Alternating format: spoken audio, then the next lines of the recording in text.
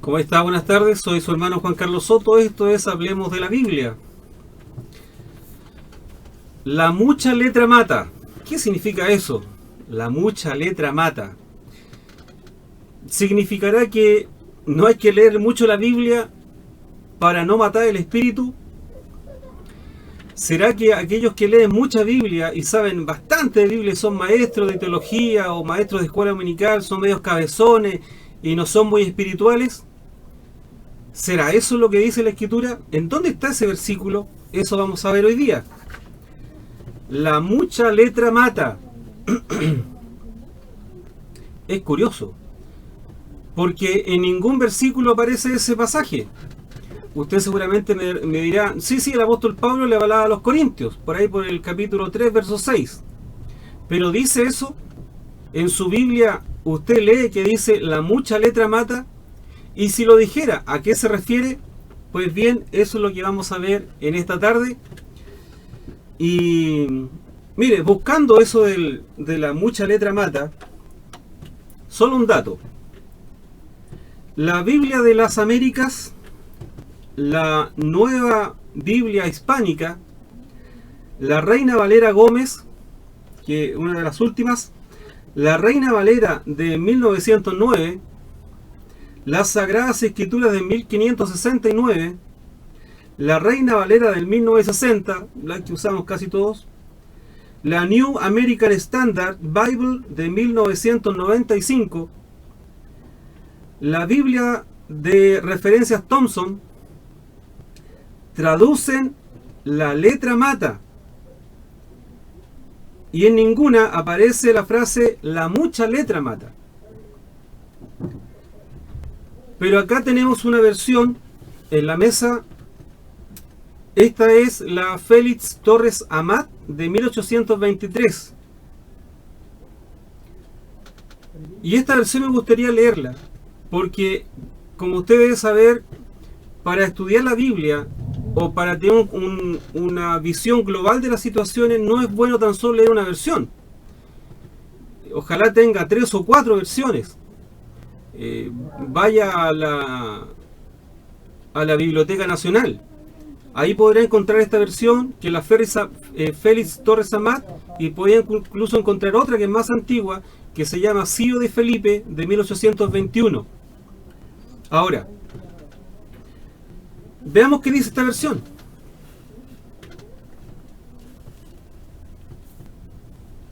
El apóstol, hablando a los Corintios, segunda de Corintios, ¿cierto? La segunda carta del capítulo 3, verso 6. Dice: y Dios es el que asimismo nos ha hecho idóneos y capaces para ser ministros del Nuevo Testamento, no de la letra de la ley, sino del Espíritu, porque la letra sola mata, mas el Espíritu vivifica. Seguramente usted ve unos cambios de palabras, sobre todo en el puntual. Dice, porque la letra sola mata. ¿A qué se refiere Pablo? ¿Será que no hay que leer mucha Biblia? ¿Será que uno se pone cabezón de tanto versículo y se pone poco espiritual? ¿Será eso? Ahora, el argumento principal del apóstol, en primer punto, es el interés primario de Pablo. En segunda a los Corintios 3, es defender su ministerio del nuevo pacto contra los ataques de los falsos maestros que habían entrado en la iglesia de Corintio. Segunda Corintios 2, 14, también del 7 al 4. En su defensa, Pablo contrasta su ministerio del nuevo pacto con el antiguo pacto. Debemos interpretar lo que Pablo dice acerca de la ley dentro de este contexto. Esto está hablando no de la Biblia, esto habla de la ley de Moisés, del decálogo que sale en Éxodo capítulo 20. Pablo está haciendo una diferencia entre los dos pactos. Ese es el contexto. Esa es la explicación. No habla de la Biblia. No habla de que mientras más leamos, nos vamos a poner más intelectuales y poco espirituales, a lo que se les llama a los hermanos cabezones dentro de la iglesia. Son pura letra y poco espíritu. Eso Pablo no lo dice. Él se refiere a una defensa, a una apología, a una defensa de su ministerio en cuanto a los dos testamentos o a los dos pactos. 2. La gloria del antiguo ministerio. Pablo no considera que el ministerio del pacto antiguo sea perjudicial. Por el contrario, describe su origen glorioso. Dice, vino con tal resplandor. 2 Corintios 3:7. Hace referencia a la gloria de Dios manifestada por medio de las situaciones que condujeron, dice, al establecimiento del pacto entre Dios e Israel, y en particular a la revelación de esa gloria en el rostro de Moisés. De este modo Pablo contrastó el antiguo ministerio con el nuevo pacto. Aunque el primero es glorioso, el nuevo es mucho mejor, porque está hablando de algo secundario para el beneficio nuestro. Entre los dos pactos uno tiene que caducar para que empiece el otro. Entonces el apóstol en su defensa da a entender que el antiguo pacto, el pacto de la letra, era glorioso, pero era perentorio, porque era una figura o prefigura de lo que iba a venir, que era la gracia. Y ya no iba a estar escrita la ley en tablas, sino que ya estaría escrita en nuestros corazones, según Jeremías 31 al 34. 3. La inferioridad del antiguo pacto. El apóstol utiliza dos grandes argumentos para demostrar que el ministerio del antiguo pacto es inferior. Primero, señala que su gloria fue tan transitoria como el reflejo de la gloria de Dios en el rostro de Moisés. Esto implica que desde el comienzo el antiguo pacto estaba destinado a llegar a su fin. La gloria con el cual se estableció ya estaba desvaneciéndose cuando fue establecida. Verso 7. Se deduce que Dios tenía reservado algo más glorioso para su pueblo, es decir, la gloria de Cristo. Verso 14 al 18. El segundo argumento utilizado para indicar la inferioridad del antiguo pacto es que este es de letra, una letra que mata.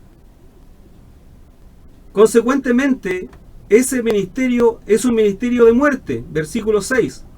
Pablo define lo que quiere dar a entender acerca del ministerio del antiguo pacto, señalando que esta ley fue grabada con letra en piedra, considerando así a los seres humanos a la muerte.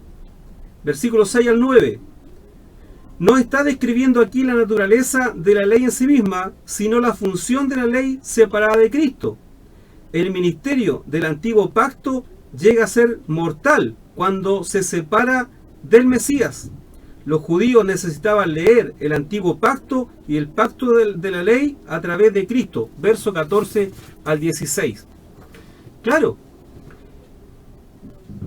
el apóstol hace esa salvedad. La sola letra mata, según observando la versión de Félix Torres Amat del 1823. La sola letra mata, pero el Espíritu vivifica esa palabra en nuestros corazones. Es decir, nosotros no podemos ahora en Cristo solamente cumplir la ley. De hecho, nadie la pudo cumplir y nadie la cumplió excepto Jesucristo. Después de ser cumplida la ley, Él la abolió. En primera instancia, Él no vino a abolir la ley, pero habiéndola cumplido, la abolió con un nuevo pacto, según Romanos 10:4. Jesucristo es fin de la ley y un nuevo pacto y una nueva dispensación, que es la ley de la gracia. La ley de la letra en la roca, en la piedra de Moisés, ya ha quedado para nosotros invalidada y clavada en la cruz de Jesucristo. A lo más nosotros podemos observar los 10 mandamientos como una regla de fe, pero la cumplimos ahora por la gracia que hay de Dios en nuestro corazón, que es el Espíritu Santo. Es decir, la letra es muerta ¿cierto?, nos lleva a la muerte si no la cumplimos a través del Espíritu que nos vivifica. Esa es la idea. Esa sería una suerte de exégesis a este pasaje, de una extracción a este pasaje. Entonces, quizás también para nosotros podríamos pensar y decir, pero ¿por qué Jesucristo, en este caso Jehová, crea una ley para no ser cumplida? Suena torpe eso, incluso en crear una ley que ya él sabía que ninguno iba a poder cumplir. La respuesta no es tan difícil. La respuesta no es tan difícil. La respuesta podría ser la siguiente, para no decir que es, pero podría ser una de las respuestas. Y sería que todas las cosas antes de la cruz, todos los profetas y todas las leyes y todo hablaba de Jesucristo, comenzando de Génesis 3:15. Todos los profetas y todas las escrituras hablaban de Jesucristo, incluyendo Jeremías, Isaías. Todo hablaba de Jesucristo. Todo era figura y prefigura de lo que iba a venir. Ahora, ¿qué iba a venir? Iba a venir Cristo y la gracia, la misericordia, la bondad inmerecida de Dios para nosotros. Lo que se produjo en la cruz fue algo extraordinariamente grande. Todo se vació ahí, en la persona de Jesucristo. La gloria postrera.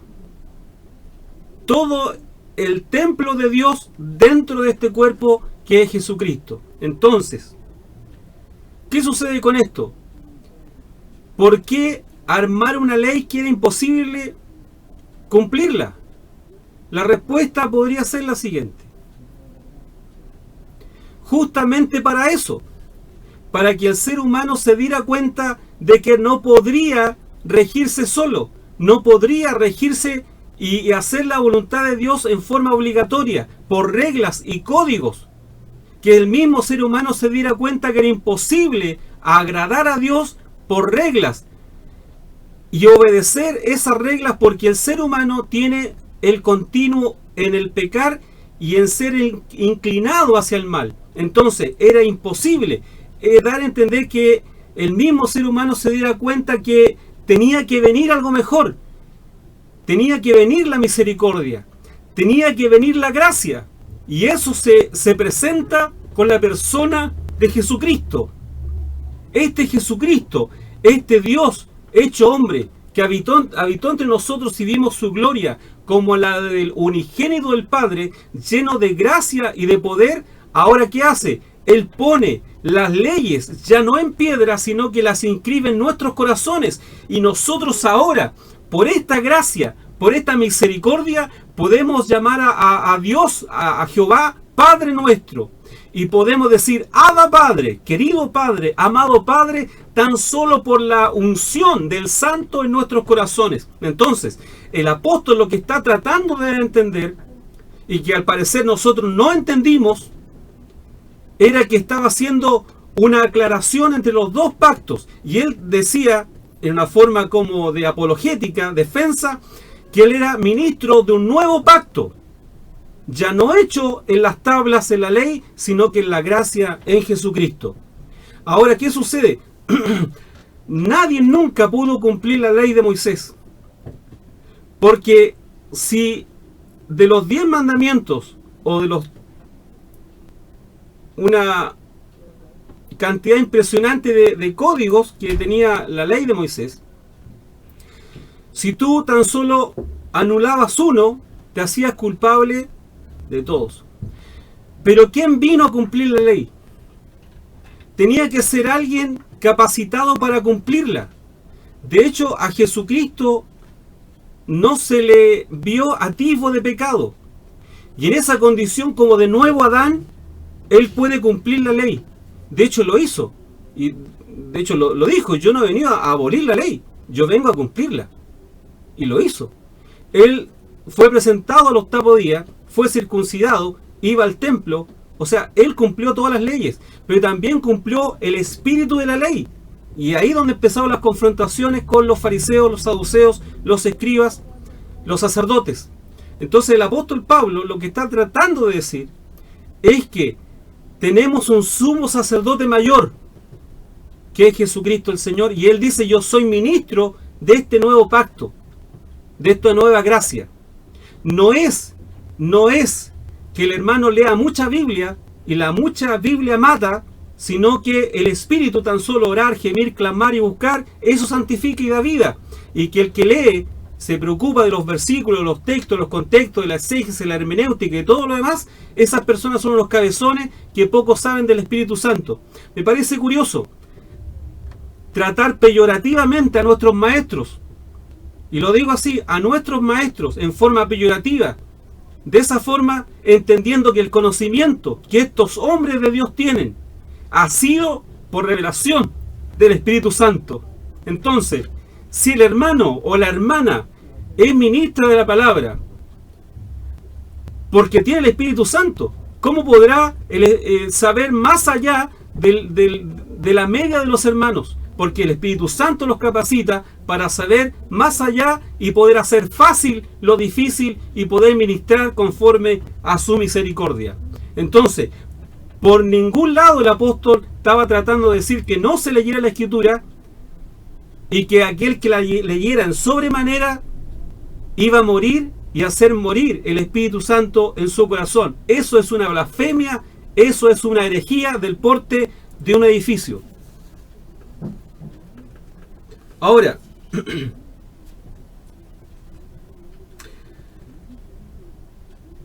cuatro, superioridad del ministerio del nuevo pacto. Pablo escribe dos grandes argumentos para demostrar la superioridad de su ministerio.